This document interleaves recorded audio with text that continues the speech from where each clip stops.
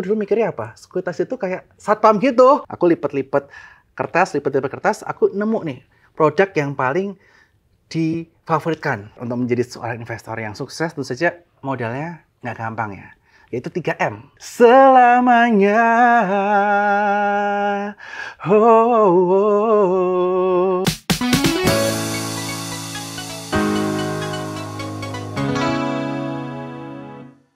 Sosok jiwa muda dan penuh semangat ini merupakan CEO dari Sukor Sekuritas. Gigih dan pantang menyerah merupakan visi hidupnya.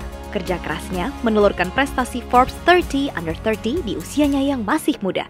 Kini telah hadir di Hidden Masters, Bernard Wijaya. More than just a hidden gem, welcome back to Hidden Masters bersama saya Arina Glenda. Please welcome Bernard Wijaya. Halo Pak Bernard. Halo Glenda, apa kabarnya? Kabarnya puji Tuhan baik, Pak Bernard, apa kabar? Luar biasa baik, dan sekali lagi terima kasih udah diundang di acara Hidden Master dari Mirai Aset Sekuritas. Terima kasih Pak Bernard juga sudah boleh datang ke sini. Pak Bernard, apa nih kesibukannya belakangan ini? Ya biasa aja, karena kondisi market lagi sepi, saya banyak melakukan visit ke kampus-kampus atau ke event-event untuk kaitan yang mengenai financial literasi dan juga inklusi, dan juga tentu saja mantau market dong. Jadi karena mau liburan Natal kan, jadi harus nyimpen tabungan, nyimpen duit nih dari hasil trading untuk nanti liburan akhir tahun. Oke, udah ada rencana liburan nih Pak ya? Udah ada sih, rencananya mau ke Bangkok. Oke, kirain mau nonton band yang satu itu udah lewat ya? Oh, udah lewat. Oke, Pak Bernard, di market yang seperti ini sebagai seorang CEO sekuritas, even agak berat ya Pak untuk Pak Bernard sendiri? Ya tentu saja cukup berat ya, karena kita lihat tahun lalu kan high base banget.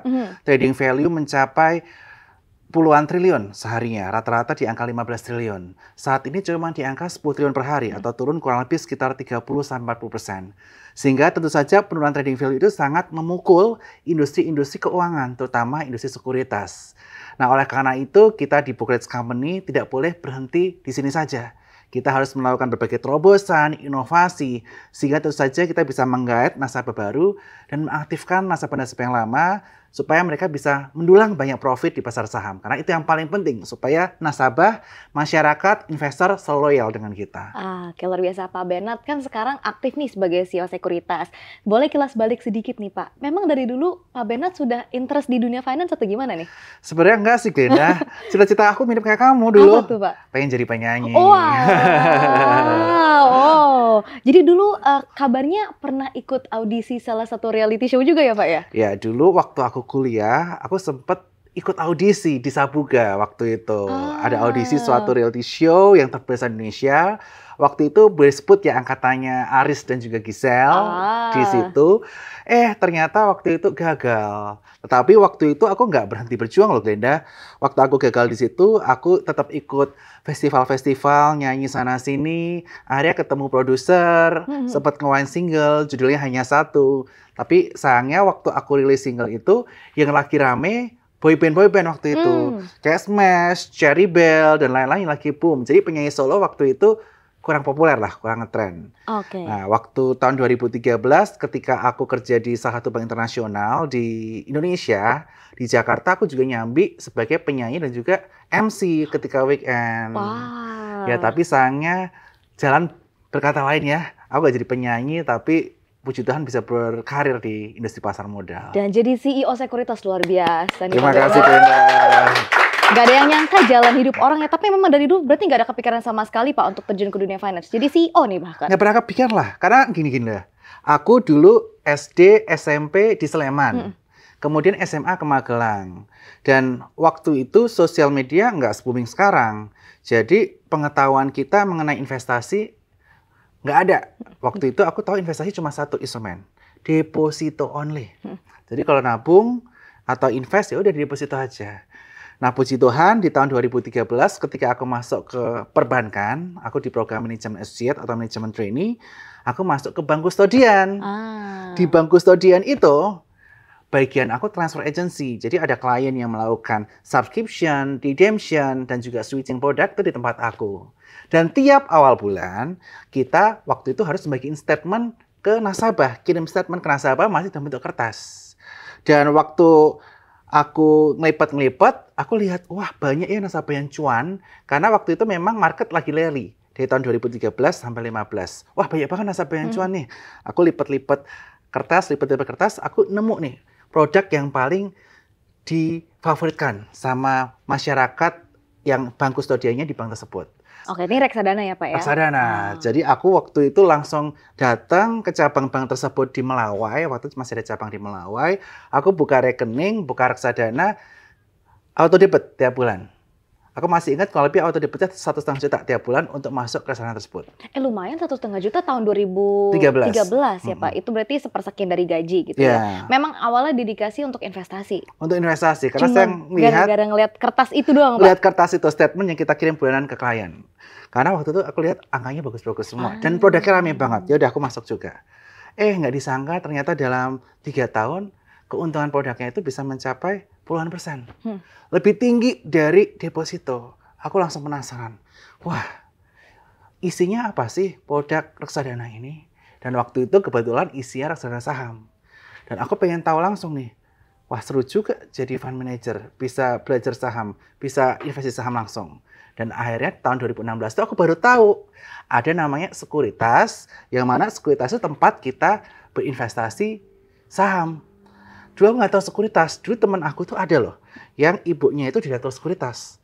Aku dulu mikirnya apa? Sekuritas itu kayak satpam gitu, yang kerja. Gitu ya. Iya. Beda ya. Jadi bosnya satpam gitu. Oh, sekuritas itu bosnya satpam ya? Oh gitu. 2016 aku baru tahu, oh sekuritas itu yang ngurusin saham-sahaman. Gila kan aku dulu nggak tahu itu mengenai dunia investasi. Padahal 3 tahun kerjanya di bank kustodian, 3 tahun investasi reksadana yang returnnya puluhan persen. Tapi 3 tahun kemudian juga baru tahu sekuritas itu bukan securities bukan security gitu ya. Makanya. Jadi waktu itu ada offering job di sekuritas, aku bingung apa nih sekuritas. Oh ternyata ini broker saham, melakukan aktivitas penjual belian saham, obligasi dan lain sebagainya. Dan akhirnya di tahun 2016 itu karena aku melihat wah it's a good opportunity to enter the market, apalagi aku masih muda.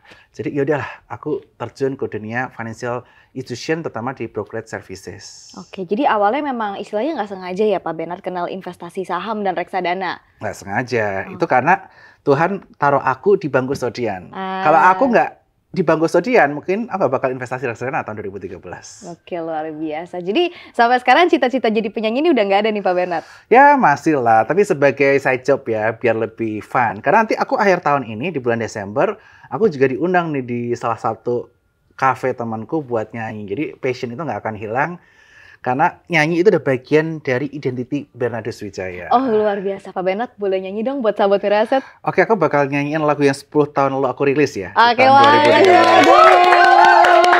judul lagunya adalah Hanya Satu. Dan silakan selamat mendengar sahabat Mira Asset.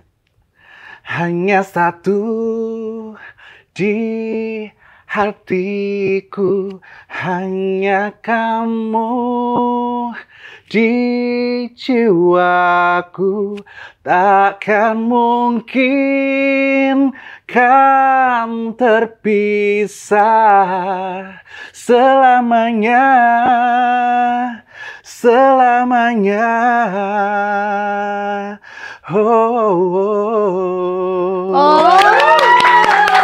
Keren banget sarangnya ya Pak.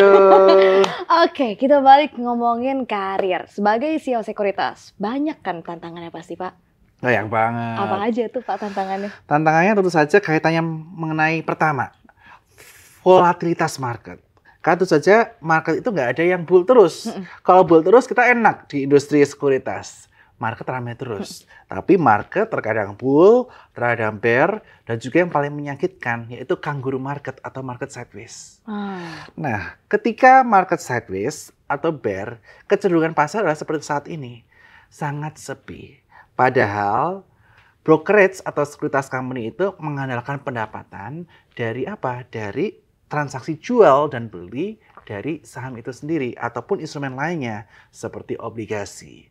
Nah, oleh karena itu sebagai CEO dari perusahaan sekuritas kita harus aktif berinovasi dalam hal produk. Kita jangan hanya menawarkan saham atau obligasi. Kita bisa mengambil izin ABART untuk menjual reksadana. Kita bisa mendekati banyak emiten untuk melakukan underwriting. Dan juga tentu saja kita harus terus aktif mengedukasi masyarakat. Supaya apa? Semakin banyak masyarakat yang cuan. Kalau semakin banyak masyarakat, investor di sekuritas yang cuan, Dampaknya apa? Ekuitasnya meningkat secara keseluruhan nasabah. Ekuitas meningkat, dampaknya apa lagi? Confidence nasabah naik. Dan ujung-ujungnya transaksi mereka juga naik di sekuritas kita.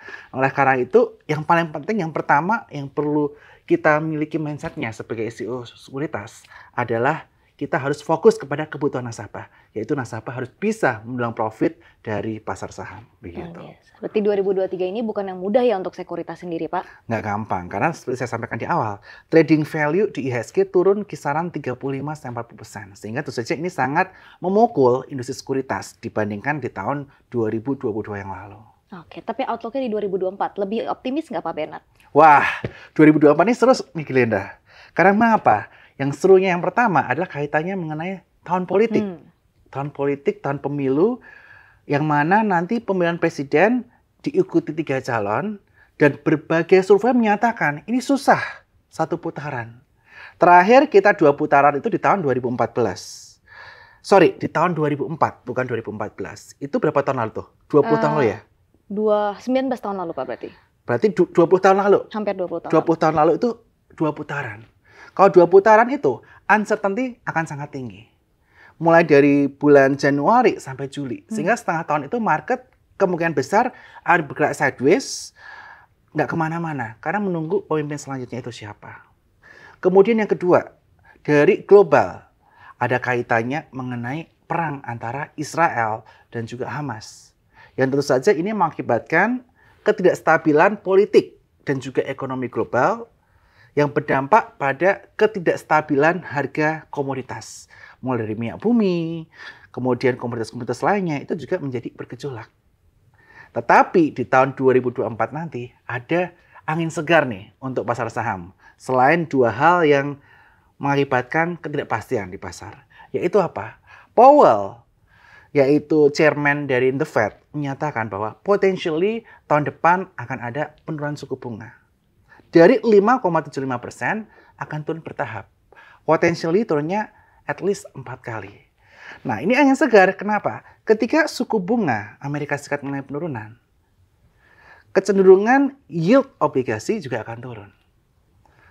Investor akan cenderung untuk mengalihkan investasinya dari safe haven asset, dari obligasi, dari time deposit ke instrumen yang lebih berisiko. Salah satunya adalah saham yang menjadi pilihan buat para investor. Sehingga angin segarnya ada di sini nih. Sehingga kita perlu perhatikan. Jangan terlalu takut kaitannya mengenai pemilu atau perang, tapi harus ambil angin segarnya juga kaitan mengenai penurunan suku bunga. Yang sudah terlihat dari kenaikan saham-saham teknologi 1 bulan terakhir ini nih, di bulan November dan awal Desember ini. Itu udah di-spill sama Pak Bernard sektor yang bullish nih kira-kira tahun depan. Jangan sampai ketinggalan kereta ya sahabat Beraset. Oke, kita ngomongin soal strategi dan investingnya Pak Bernard nih. Pak Bernard ini lebih investing atau trading, Pak? Kalau aku, Glenda, aku jujur punya 2 akun nih. 1 akun itu untuk dollar cost averaging. Jadi aku nabung rutin tiap bulan. Kenapa aku perlu dollar cost averaging? Karena tentu saja sebagai seorang manusia, kita kan usianya kan bertambah. Kita nggak mungkin muda terus dong, Glenda. Jadi semakin tua, kita itu energinya tidak seperti muda. Jadi kita tidak bisa mengharapkan dari active income terus. Jadi yang DCA account atau dollar cost averaging account itu saya gunakan untuk dana pensiun nanti. Ketika saya udah nggak bisa bekerja, ketika saya udah mau nyantai aja, lebih banyak chillnya daripada hustlingnya, ya udahlah dana itu dipakai untuk biaya pensiun, biaya hari tua. Jadi saya DCA di 1 saham secara terus-menerus yang secara tren naik terus sampai nanti pensiun. Nanti kan itu kan udah ada namanya compounded annual growth-nya ya, compounded interest-nya dari saya nabung di saham tersebut. Dan ketika nanti pensiun, pasti saya sebagian saya tarik, saya masukin deposito. Saya masukin deposito, saya hidup dari mana? Hidup dari bunga depositonya tadi, hasil dari investasi saya bertahun-tahun. Nah, nanti sisanya baru nanti saya bisa investasikan ulang ke instrumen-instrumen yang saya ketahui. Seperti contoh saham, saya tradingin, dan lain sebagainya. Nah, akun kedua saya adalah akun yang untuk swing trading. Saya nggak cocok untuk scalping. Kenapa? Karena saya sebagai CEO sekuritas, saya sibuk banget. Pasti ketinggalan kereta, ujung-ujungnya cuci piring kalau scalping. Jadi saya mau mengikuti strategi swing trading, dan yang paling senang karena saya sibuk, dan saya cukup sabar, saya better pakai strategi buy on weakness. Karena saya kalau pakai strategi buy on breakout atau strategi scalping, sering nyangkut, sering kalah banyak. Jadi saya mending yang sabar-sabar aja deh. Ya ada di support kuat, mulai ada price action di situ, udah ada rejection, udah ada big money masuk, ya udah saya ikut masuk bertahap di area-area support kuatnya. Dan saya jarang banget trading di saham third liner. Saya at least di saham big caps atau blue chips atau saham second liner. Karena untuk saham third liner tidak cocok dengan profil risiko saya dan kesibukan saya sebagai CEO sekuritas. Oke, jadi kalau tadi Pak Benat untuk yang akun DCA atau akun pensiun lah ya, itu satu sama aja Pak? Ya satu saham aja, karena saya masih sangat optimis dengan saham tersebut. Nah, kalau untuk yang akun trading sendiri, kan Pak Benat tadi bilang nggak main third liner dan mainnya swing trading. Tapi barometer apa aja sih Pak yang Pak Benat filter sebagai pilihan untuk saham-saham swing trading ini? Oke, tentu saja kita sebagai seorang investor namanya memiliki stock universe. Betul nggak? Betul. Dan saya untuk menyusun stock universe saya biasanya menggunakan strategi top down analysis. Saya cek dulu nih, kondisi makroekonomi secara global seperti apa, kondisi di Amerika seperti apa, di China seperti apa, kemudian kondisi Indonesia seperti apa. Sebagai contoh, saat ini di tahun 2023 menuju tahun 2024, suku bunga tinggi-tinggian nih, 5,75. Tapi ada kecenderungan habis ini turun. Kemudian di Indonesia lagi ada namanya kampanye untuk pemilihan presiden dan pemilu di tahun 2024 nanti. Dan kita juga bisa melihat saat ini jika suku bunga mengalami penurunan, masyarakat akan cenderung apa? Cenderung melakukan ekspansi dalam hal bisnis atau berani untuk melakukan kredit. Kalau nanti suku bunganya turun di tahun 2024 seperti yang saya sampaikan tadi. Sehingga menurut pandangan saya di tahun 2024, dari kondisi makro ini kita bisa pilih sektornya. Sektornya apa yang menarik? Sektornya yang cukup menarik tentu saja yang pertama adalah sektor properti, diuntungkan dengan penurunan suku bunga. Dan yang kedua, saya suka banget sama otomotif.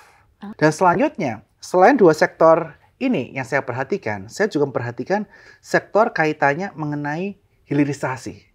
Yang mana hilirisasi yang sudah dijalankan oleh presiden sebelumnya akan dilanjutkan 2 dari 3 calon presiden. Nah, kemudian hilirisasi ini kaitannya mengenai apa? Kaitan mengenai nikel. Karena kita nggak boleh ekspor nikel dalam bentuk mentah, tapi harus diolah dulu. Yang bisa nanti langsung jadi baterai untuk mobil listrik. Nah, sektor nikel saat ini menurut saya cukup menarik. Kenapa? Karena harga nikel lagi disupport kuat dan juga harga saham-saham nikel ini udah terkoreksi cukup dalam. Kemudian selain tadi otomotif, properti, nikel, saya juga jangan lupa kaitan mengenai saham-saham consumer goods. Karena kalau kampanye biasanya kita pasti orang-orang kampanye beli air minum, beli snack, sembako, dan sebagainya. Saham-saham consumer jangan lupa. Dan yang kelima tentu saja yang menjadi fondasi dari perekonomian Indonesia adalah saham perbankan. Jadi perbankan sih is a must ya untuk punya saham perbankan. Jadi saya udah sampaikan 5 sektor dan atur money management dengan tepat. Biasanya money management kalau menurut saya ya bagi rata aja 20, 20, 20, 20, 20%. Seperti itu. Wah, luar biasa Pak Benat di usia segini bisa dibilang udah sukses, udah jadi CEO. Masih ada nggak sih bucket list yang belum dicapai sama Pak Benat?